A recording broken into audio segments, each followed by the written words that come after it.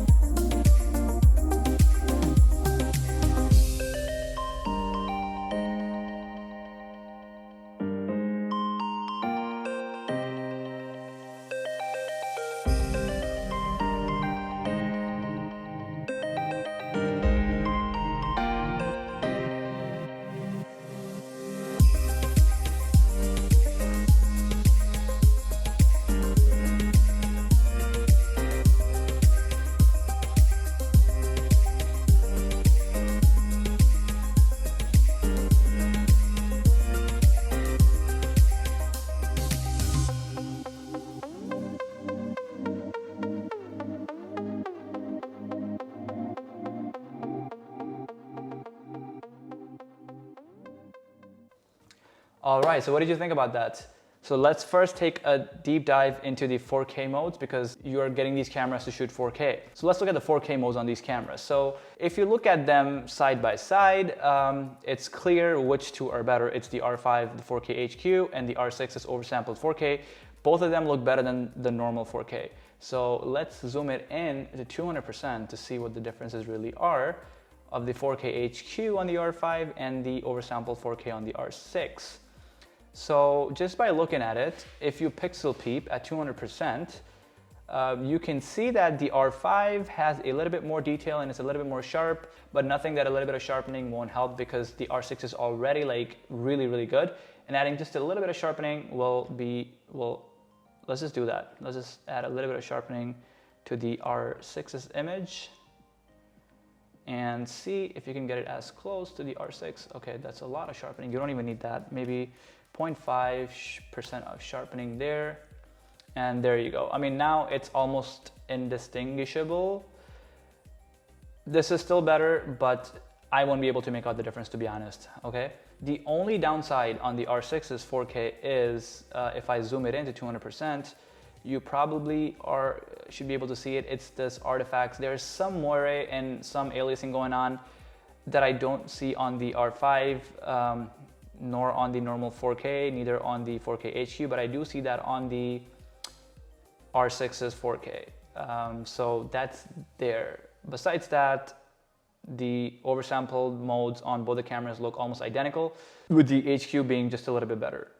However, both of these oversample modes on the R5 and the R6 are limited by heat. So now it depends on how long you shoot for, what your shooting style is.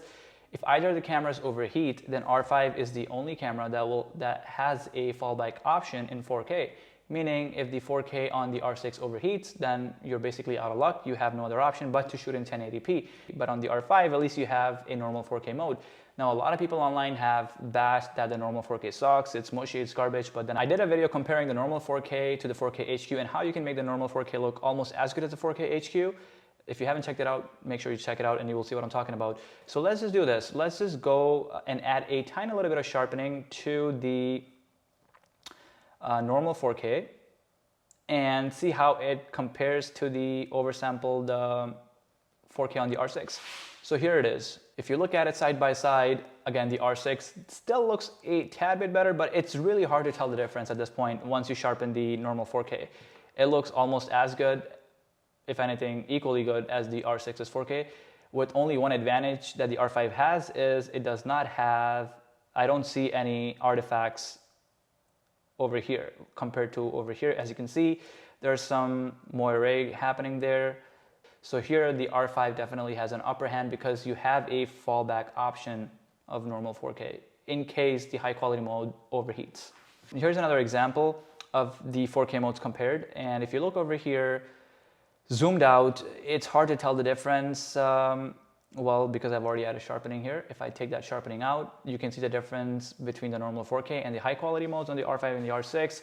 R5 and the R6 oversampled 4K modes look equally as good, though the HQ mode is a tiny little bit sharper. It has a little bit more detail, but that's only when you zoom in to like 200%. So again, you know, the HQ does look a little bit more detailed and sharper, but like I said, adding a tiny little bit of sharpening on the R6 is 4K, which you absolutely don't need to do, but if you want to, you can. It will look as good as the 4K HQ.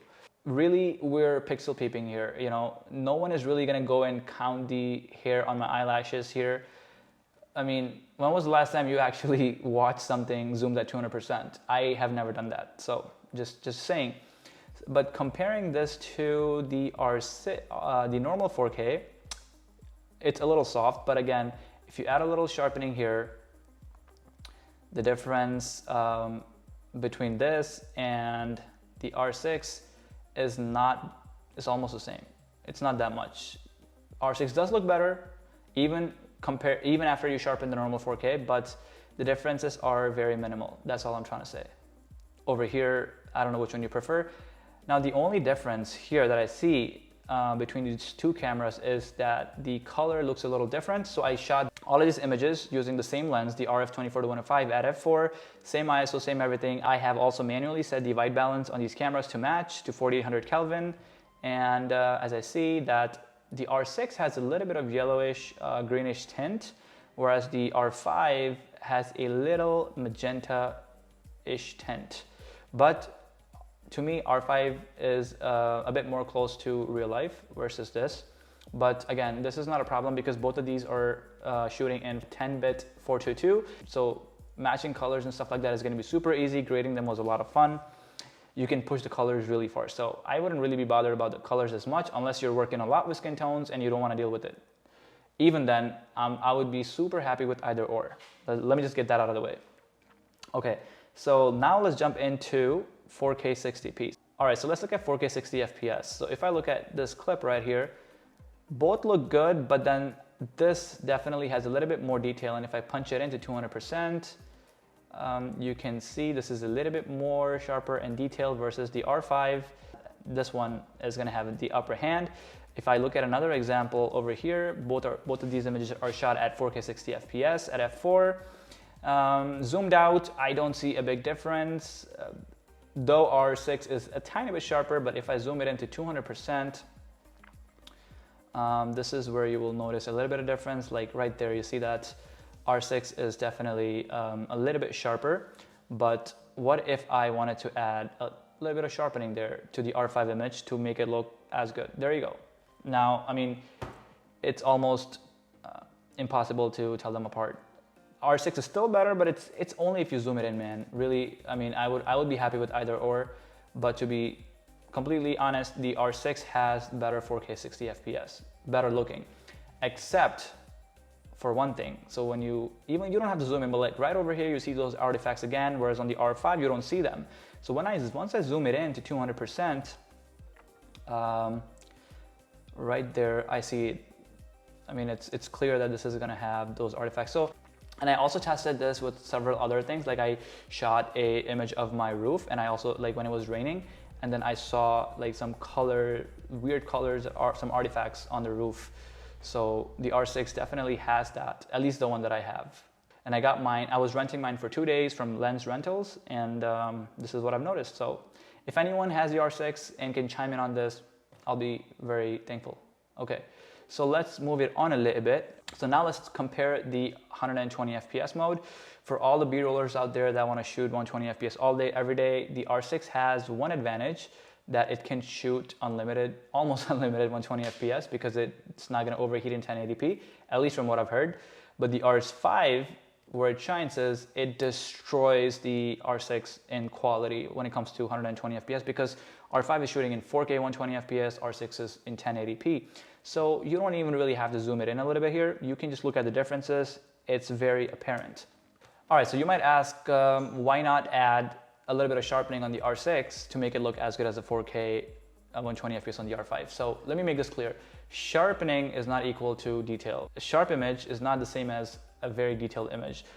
You can bring out more details in the image if it has the details by sharpening it a little bit more to give it a little pop, but you cannot bring the details back, which was already missing to begin with, even if you add a sharpening. So let me add a little bit of sharpening here to the R6's 1080p footage. I've added, let's just add sharpening to 2, and even if I added sharpening there, as you can see, I'm not getting the detail back whatsoever. It's not gonna bring back those details, so it might make your footage look a tiny little bit better, less worse, but as you can see, adding the sharpening here is not going to save you, or not going to make it look as good as the 4K 120 FPS on the R5. Let's take a look at another example. So if I play this clip right over here, you can already see that the R5 looks much better. And if you want to zoom it in a little bit to 200%, first things first, this looks mushy, it's more grainy, there are some artifacts here, and then it's just overall just mushy. This looks a lot better compared to the R6. So there's that. If you want the best quality of 120 FPS, then R5 is the way to go. Now you might say that the R6 is not going to overheat in 1080p, but then you also have to keep in mind that Canon did say they are going to release 1080p 120 FPS for the R5s. At that point, you'll still have a fallback option. So let's compare 1080p 24 FPS. I mean, a lot of people who are shooting online content want to just shoot in 1080p and upres it. I do that all the time. So let's compare the 1080p quality and see how it looks. So looking at them side by side, I don't see a whole lot difference right off the bat, but without zooming in, I can see some artifacts on the R6's image again. There's some moire over here. The R5's 1080p looks a tad bit sharper if I look at it, but not a whole lot different. Again, you can add a little bit of sharpening to both and they'll look just fine. My only concern at this point would be, depending on what you're shooting, you might get these artifacts. That's my only concern. So let's zoom it into 200% over here. Yeah, I mean, there's not a whole lot difference. It's like a teeny tiny bit. So I would be happy with either or. Let's also compare 1080p 60 FPS on both the cameras, because both cameras in 4K 60p are limited by heat. So when that happens, you want to shoot some 1080p 60 FPS. All right, cool, we still got that. So let's take a look at that. So now when I'm looking at both of these at 1080p 60 FPS, it's hard to tell the difference just by looking at it zoomed out, though the R5 looks a tiny bit better in terms of like sharpness or detail. But again, it's very negligible. But the big difference again is those artifacts that I'm seeing here. Besides that, if I zoom it in at 200%, I mean, yeah, the R5 does look a tiny bit better than the R6, but it's, again, you can add a little bit of sharpening to the R6 and it won't be an issue. So besides the artifacts, guys, 1080p 60 FPS is fine on both cameras, I would say. Let's take a look at another example. Looking at them side by side, it's hard to tell the difference. I mean, they both look pretty good. But once I zoom in is when I see these artifacts again. Okay, this probably is a good point. So on the R6, I see it's a little grainy, but yeah, there are some artifacts here on the R6. On the R5, however, I don't see that. Quality-wise, again, the R5 looks just a tad bit better. Here I look drunk. All right, last but not the least, 8K. I haven't spoke about 8K because R6 does not have an 8K option. R5 is the only mirrorless camera that has the 8K option as of now. Now, if you want to look at the 8K on the R5, just for comparison, okay, so here's a zoomed in image of all three in 4K, right?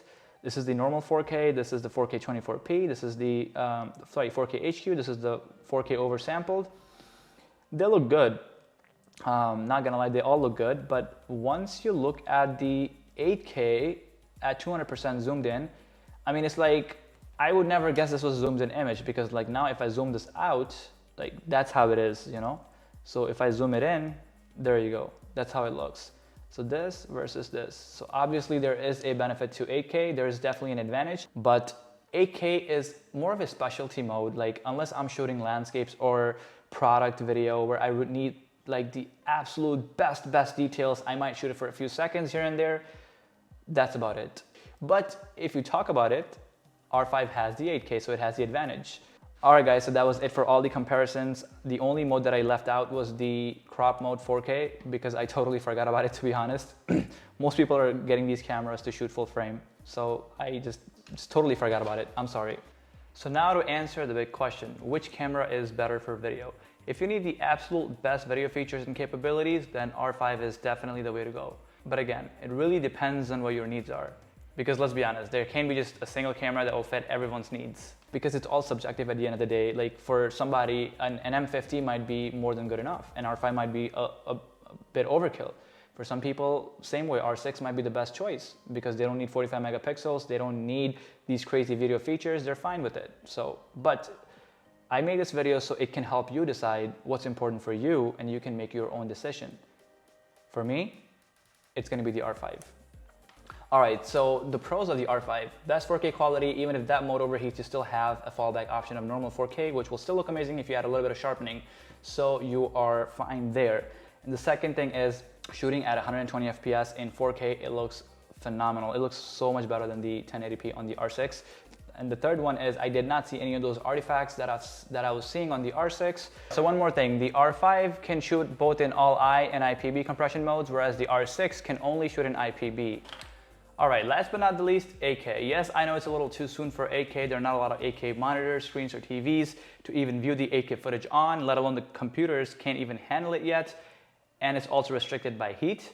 Regardless, I'd rather take that 8K for a few minutes whenever I can instead of not having it at all. Because when it does work, it just looks insane. Like right now, I'm shooting this little segment in 8K, and you tell me how it looks in the comments below. And the benefit of the R6 is battery life was a little better on the R6. Low light is another area where the R6 will shine. And you might ask, where is the low light test? And I might say, it's coming in the next video, so stay subscribed to find out when it does come out. All right guys, so that was it for today's video. Again, I'm not here trying to convince you to buy the R5 or the R6. Both of these cameras are good, and the best camera is the one that suits your needs the best. So if you have an R5, be happy with it. If you have an R6, it's still an amazing camera. Don't worry, don't go break it. Don't go chuck it out of the window thinking that this sucks and I need to get an R5. You don't. Be happy with it, you'll be fine.